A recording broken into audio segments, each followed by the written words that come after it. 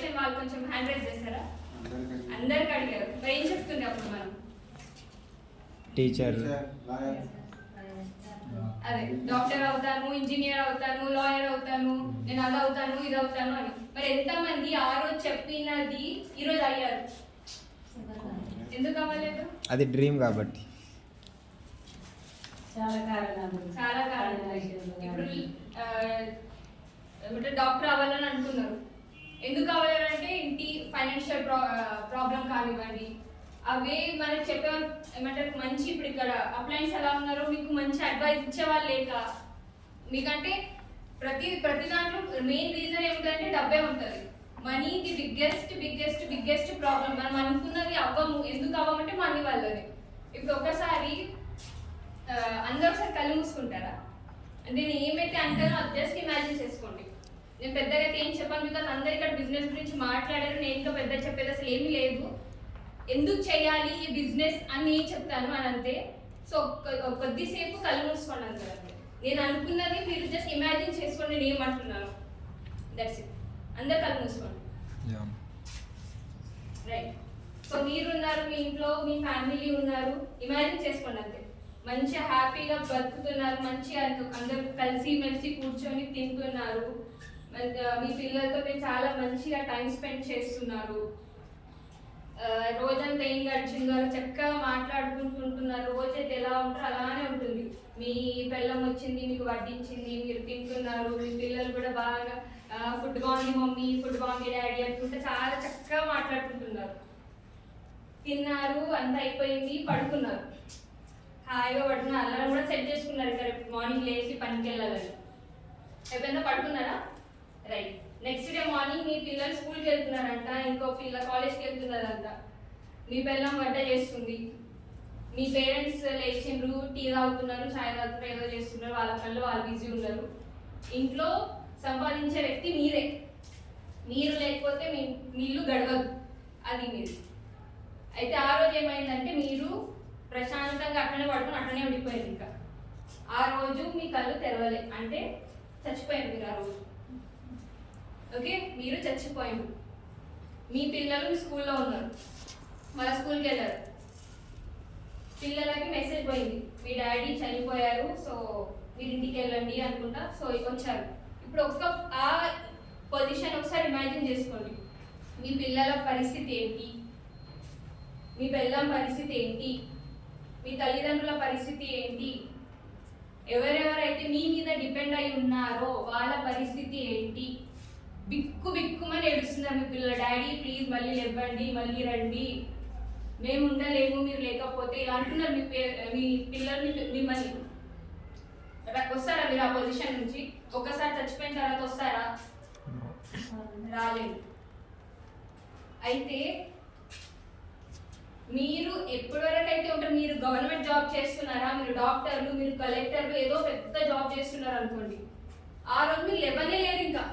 అయితే మీ పిల్లలకి అదే కలెక్టర్ జాబ్ వస్తుందా, డబ్బు ఉంటుందా? మీ పిల్లలు అసలు ఒక్కరోజు ఇంటి బయట నుంచి వెళ్ళలేదు, ఎలా సంపాదించాలో తెలీదు, మీ పిల్లలు చిన్నగా ఉన్నారు, మీరేమో చచ్చిపోయారు. వాళ్ళ పరిస్థితి ఏంటి? ఎవరి ముందు వాళ్ళు చేయి చాపాలి ఆ డబ్బుల కోసం? వాళ్ళ జీవితం ఏమైపోతుంది? భయం వేస్తుందా? కళ్ళు తెరుస్తారా? రైట్. ఎవరెవరికి ఆ చచ్చిపోయినప్పుడు ప్రశాంతం ఉంది, ఒక పీడ పోయింది. అసలు ఎంత సంపాదించాలి, ఈ పిల్లలకి ఎంత చూసుకోవాలి, ఆ పిల్లలు ఊరికి అరే ఎప్పుడు చూసినా ఇది చేయలేదు, కర్రీలో ఉప్పు లేదు, కారం లేదు, అన్ని కంప్లైంట్ చేసుకుంటే ఒక పీడ పోయింది, ఆ పిల్లల ఫీజులు కట్టడం పీడ పోయింది, మా పేరెంట్స్ ఇంకా ముసలి అయిపోయి ఇంకా వాళ్ళకి ఎన్ని రోజులు చూసుకోవాలి. ఇట్లా అనిపించింది ఎవరికన్నా? ఎందుకు అనిపించాలి కదా? అనిపించింది ఎవరికన్నా? మా బాధ్యత ఏమనిపించింది? భయం వేసింది. నేను లేకపోతే నా పిల్లల పరిస్థితి ఏంటి, నా పిల్లం పరిస్థితి ఏంటి? భయం వేస్తుందా? అరే గ్యాస్ సిలిండర్ ఒకటి అయిపోతే ఇంకోటి పెట్టుకున్నప్పుడు మరి మీ ఫస్ట్ ఇన్కమే సరిగా లేదు, సెకండ్ ఇన్కమ్ గురించి మనం ఎందుకు ఆలోచించట్లేదు?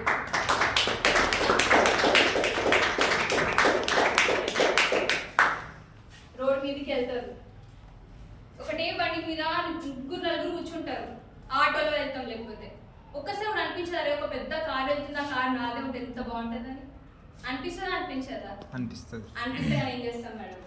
డబ్బులు లేవు, ఆపర్చునిటీ లేదు. అరే ఎంత కాలం అని మీరు అదే ఈఎంఐల మీద బతుకుతారు, అదే ఈఎంఐతో ఇల్లు కట్టుకుంటారు, అదే ఈఎంఐతో కార్లు ఉంటారు, అదే ఈఎంఐ పెళ్లి చేద్దామంటే అప్పులు తీసుకుంటారు, ఆ అప్పు ఇంకొక చిట్టీలు కట్టుకుంటారు, ఆ చిట్టి వచ్చే డబ్బులు ఇటు పోతాయి. ఏది మన సంపాదన? మరి ఇంతే బతుకుతామా? ఎవరికైనా అనిపిస్తుందా ఇప్పుడు నేను ఎలా ఉన్నానో, నా ఫైనాన్షియల్ బ్యాక్గ్రౌండ్ ఏది ఉందో, నేను మళ్ళీ ఇదే బతుకులో మళ్ళీ పుట్టాలని ఉంది నాకు, నెక్స్ట్ ఇంకో జన్మ ఉంటే అని అనిపిస్తుందా? అదే బతుకులో మళ్ళీ పుట్టాలని అనిపించట్లేదు. మరి మీ పిల్లలు కూడా ఇప్పుడు మీరే ఆ పొజిషన్లు ఉంటే మీకు మనం ఇంకా చాలా లక్కీ. ఎందుకంటే మన పేరెంట్స్ మనకి కొంచెం అంతన్నా మనకి ఇవ్వగలుగుతున్నారు, అసలు వాళ్ళు ఇస్తున్నారని మనం ఉన్నాం ఇక్కడ. మన చేతిలో రూపాయి లేదు, మరి మన పిల్లల పరిస్థితి ఏంటి? ఒక్కసారి అసలు ఆలోచిస్తే మనకు నిద్ర అసలు పట్టనే పట్టొద్దు. ఈరోజు ఎవరైతే హాయిగా వెళ్ళి పడుకున్న వాళ్ళు మనుషులే కదంట. నేనైతే డబ్బు ఉంటే మనుషులు దగ్గర అవుతారు, ప్లస్ దూరం కూడా అవుతారు. ఈ బిజినెస్ పక్కన పెడితే అసలు మీ పొజిషన్, మీరు ఇక్కడ ఉన్నారు, ఇప్పుడు మీ చుట్టాలు కానివ్వండి, మీ ఫ్రెండ్స్ కానివ్వండి, వాళ్ళ పొజిషన్, మీ సర్కిల్లో మీరు ఎక్కడున్నారు, అసలు మీ పొజిషన్ ఏంటి వాళ్ళ లైఫ్లో తెలుసుకోవడానికన్నా ఈ వెస్టీజ్ చేయాలి అని అంటాను నేను. అరే మేము ఇప్పుడు చిన్నప్పటి నుంచి ఫ్రెండ్స్ అయి ఉంటారు, చిన్నప్పటి నుంచి ఇంకా కలిసి మెలిసి ఇంకా తింటారు, పడతారు, అన్నీ చేస్తారు, ఇంకా మంచి చక్కగా ఫ్రెండ్షిప్, మూవీస్కి వెళ్తారు, హ్యాంగ్అవుట్ చేస్తారు, అంతా చేస్తారు. మీ మీద నమ్మకం పెట్టుకొని ఒక ఐడి చేయడానికి ఆధార్ కార్డ్ అన్నా ఇస్తారా లేదా ఒక్కసారి మీ క్లోజ్ వన్స్ తోని మాట్లాడుకోండి. మీకు అప్పుడు తెలుస్తుంది అసలు మీ వాళ్ళు ఎవరు కాదు, ఎవరు నటిస్తున్నారు, ఎవరు పాములా ఉన్నారు మీ లైఫ్లో అని. ఇది చేసే వరకు తెలియదు. ఇవన్నీ నాకు బయట ఎందుకు వస్తున్నాయంటే ఈ 6-7 months నుంచి మేము బిజినెస్ చేస్తున్నాము, తెలుస్తుందండి. ఇప్పుడు మా డాడీకి చాలా ఎవరంటే ఇంకా అందరు ఫ్రెండ్సే అన్నట్టు. ఇంకా మా డాడీకి ఎంత పెద్ద సర్కిల్ అంటే ఇంకా మేము ఊహించుకోలేము అసలు, అంత ఫ్రెండ్స్ సర్కిల్. ఇప్పుడు ఎవరు మీ వాళ్ళనంటే 0.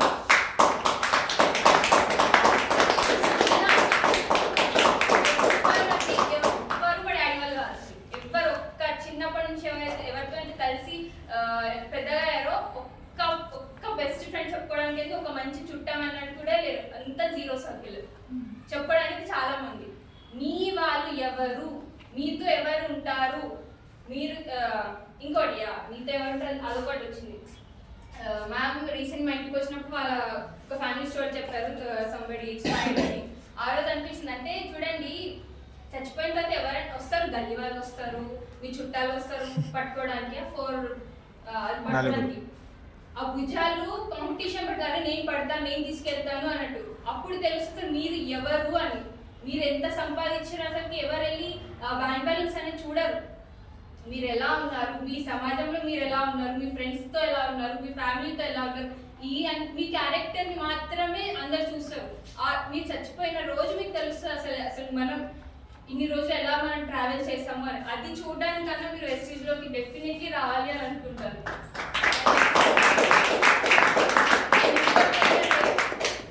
మా మమ్మీ సైడ్ ఇంతమంది చుట్టారు, చాలా మంది చుట్టారు, కానీ ఇప్పటివరకు లాస్ట్ టైం కలిసి ఒక 3-4 years అవుతుంది అనుకుంటా మా మమ్మీ వాళ్ళ చుట్టాలను కలిసి. ఇక్కడ అసలు ఎవరో ఏంటో తెలుసా, ముక్కు మామూలు సార్, ఆయన రికగ్నిషన్ కోసం ఎవరో హైదరాబాద్ నుంచి వచ్చారు, మేమందరం నిజామాబాద్ నుంచి వచ్చాము, మీ ఊళ్ళందరూ కలిసి అంత రికగ్నిషన్ చేశారు అక్కడ సార్కి.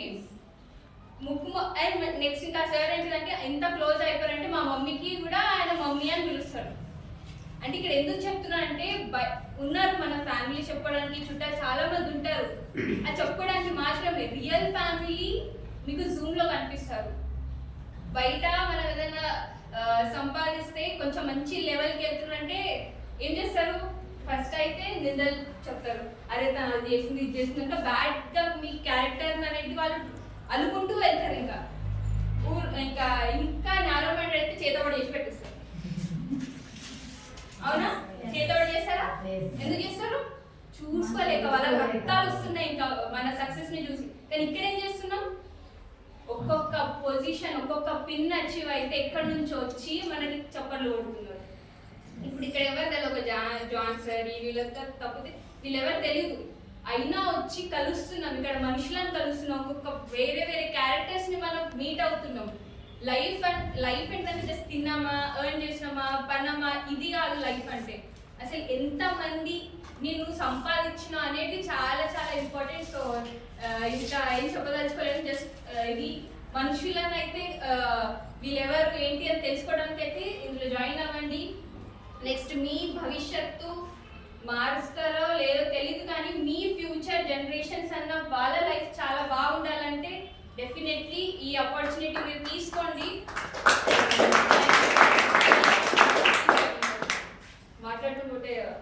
మాట్లాడుతున్నారు. నెక్స్ట్ ఇంకోటి, అసలు ఒక సమాజంలో మనం ఉంటున్నాం, అసలు మనుషులు అంటే ఏంటి, అసలు మనుషులకి పశువులకి డిఫరెన్స్ ఏంటి?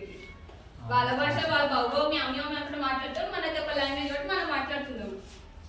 ఒకసారి నోటీస్ చేశారా, ఇప్పుడు గల్లీలో ఒక కుక్క వస్తే వేరే గల్లీ నుంచి ఒక కుక్క వస్తే ఈ గల్లీలో ఉన్న కుక్కలందరూ కలిసిపోతారు. అదే ఒక మనిషికి ఏదైనా అయిందంటే గ్యాదర్ అవుతామా? మనకేం చేశారు, నాకు స్కూల్కి టైం అవుతుందా, కాలేజ్కి టైం అవుతుందా, జాబ్కి టైం అవుతుంది అనుకుంటే వదిలేసి వెళ్ళిపోతాం, అవునా? కానీ అదే ఏదైనా సక్సెస్ అయినప్పుడు పాజిటివ్గా చెప్తే ఓకే, ఒక సక్సెస్ అయిందంటే అందరూ వస్తారు, చప్పట్లు కొడతారు, అంత అయిపోయింది. మరి వాళ్ళు మన కోసం వచ్చి చప్పట్లు కొడుతారంటే వాళ్ళ కోసం మనం ఏదైనా చెయ్యాలి అని అనిపిస్తుందా, అనిపించదా?